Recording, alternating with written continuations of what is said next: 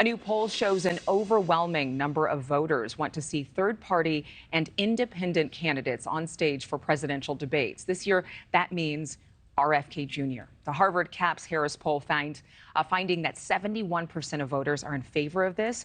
However, President Biden and President Trump recently agreed to two debates set for June and September with a condition that no third-party candidates would be allowed to participate.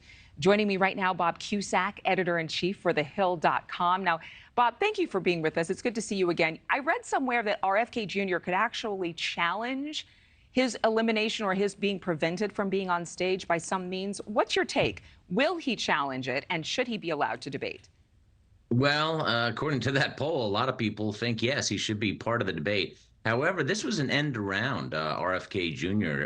According to the commission's rules, Kennedy could have qualified with 15% and certain getting on the ballots, and he's making progress. Now, is he going to qualify for this one? Well, under the terms you just said, both Trump and Biden don't want him in, so I don't think he's going to get in.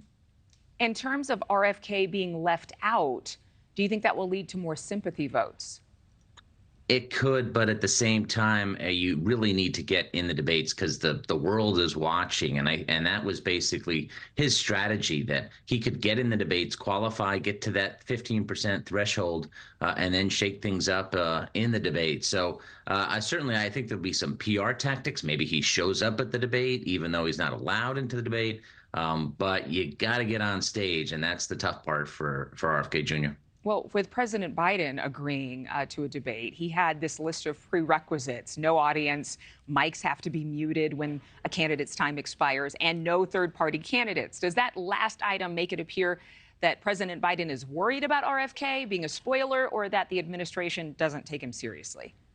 I think they're very nervous. They don't want to have him on stage. And listen, even though people like the idea of third parties, we're in a two-party system, either a Republican or a Democrat, and most political races win. So Trump and Biden don't want him on the stage because he has shown that if you look at the data, he's taking from both candidates. Mm-hmm. Historically, all of these bouts are organized by the Commission on Presidential Debates. This year, Mr. Biden working directly with news outlets to arrange his debates. Do we know why?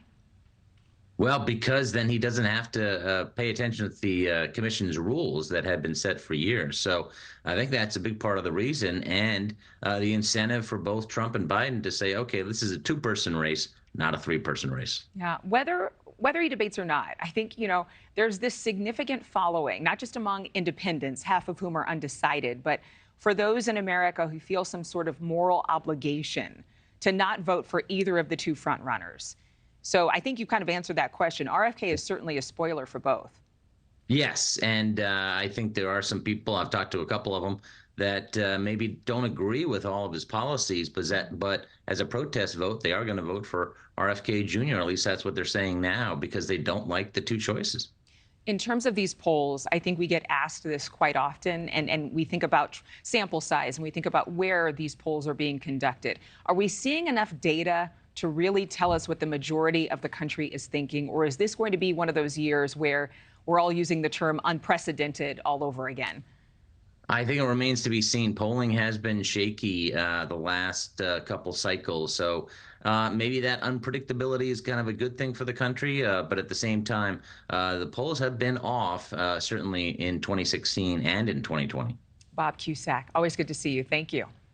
Thanks for watching, everybody. Go to joinnn.com to find NewsNation on your television provider. Also, don't forget to click that red subscribe button below to get more of NewsNation's fact-driven, unbiased coverage.